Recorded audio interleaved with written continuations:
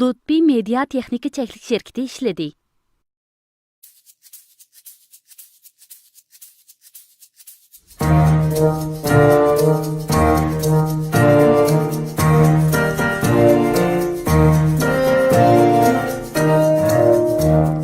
Beş olmak maymunçak sakrab oynadı. Birisi yıkılıp yerge düm düştü. Apisi telefonda doktor çağırdı. Boldu sakramalı emdi karavatta.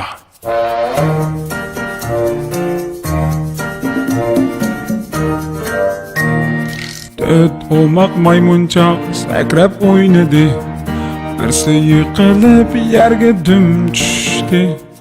Apisi telefonda doktor çağırdı.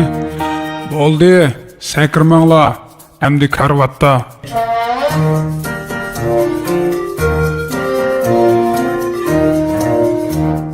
Üç umak maymunçak sakrab oynadı. Birisi yıkılıp yerge düm düştü. Apisi telefonda doktor çağırdı. Boldu sakramalı emdi karavatta.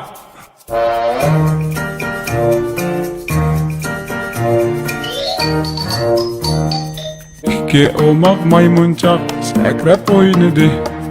Birisi yıkılıp yerge düm düştü. Apisi telefonda doktor çağırdı. Boldu sakramalı emdi karavatta.